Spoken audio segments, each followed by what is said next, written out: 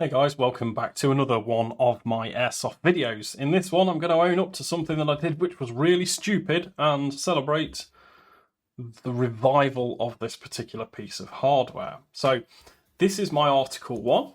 It is a Wolverine M4 pistol effectively. It's HPA powered and I've done a few little bits to it. I've swapped the grip out, which is quite important, and I'll tell you why in a minute.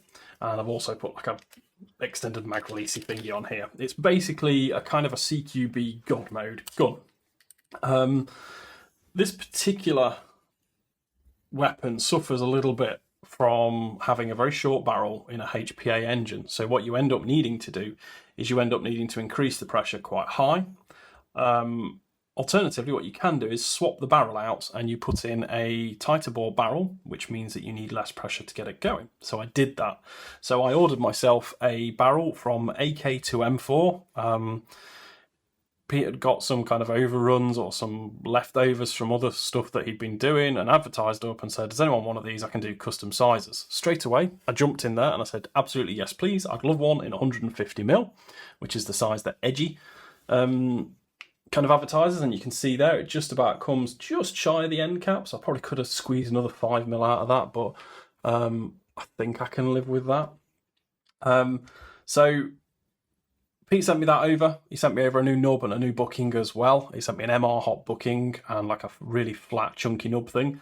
I've reused the flat chunky nub, but I've stuck with the Maple Leaf Super Mac in here because it works well.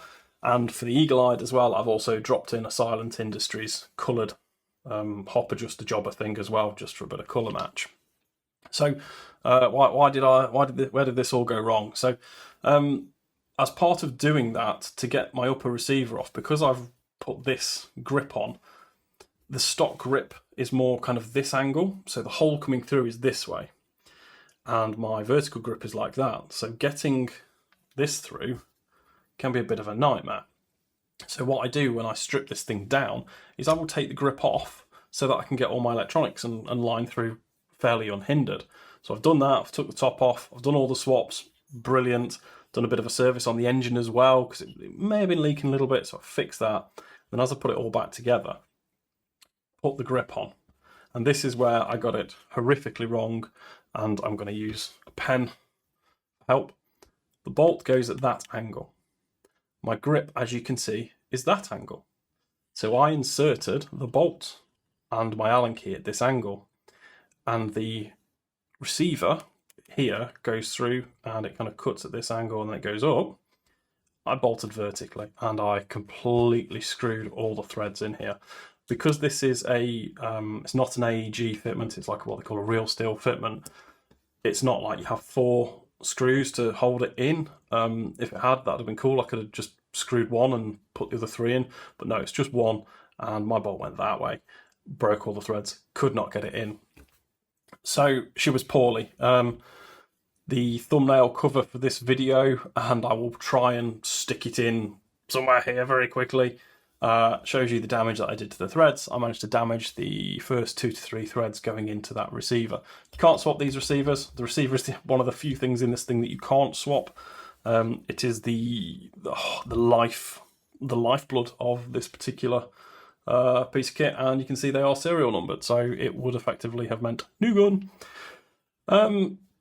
So I shouted out on a Facebook group, I've done something silly, and a dude came back to me. We'll call him Joshua, and he came back and said, well, actually, you're not the first, you won't be the last. You can try and draw the threads off it, you can helicoil it, worst case, or you can drill it out and rethread it.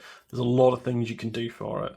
And then he actually said off the back of that, I've done similar for other customers. So straight away I jumped on that because I've already screwed it up once. I'm a very big fan of, if you're digging a hole and you're getting yourself in a mess, put the spade down.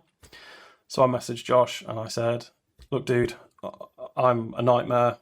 Can you help me, please? And Josh came back, yeah, absolutely, no worries, send it to me. Here's my address. Turns out Josh is the owner of Airsmiths.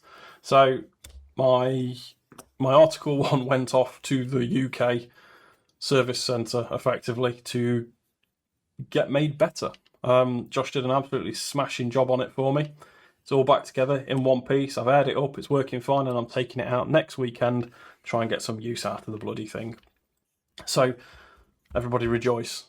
The Article 1 is home. It is serviced, it is not leaking air, it is going to be usable. And you know what? The new inner barrel has also shaved off 20 psi to get to 1 joule. So I'm super, super happy. So I'm actually a lot more air efficient now. So I am ready to go and use this thing. Happy days. Very large shout out to Joshua at Airsmiths. Mate, you have saved my life. Thank you so much. Anyway, guys, there's the update on how to break and get fixed an Article 1. Please drop me a like if you think I'm an idiot for doing this, and please do remember to hit that subscribe button so that you can watch me continue breaking stuff.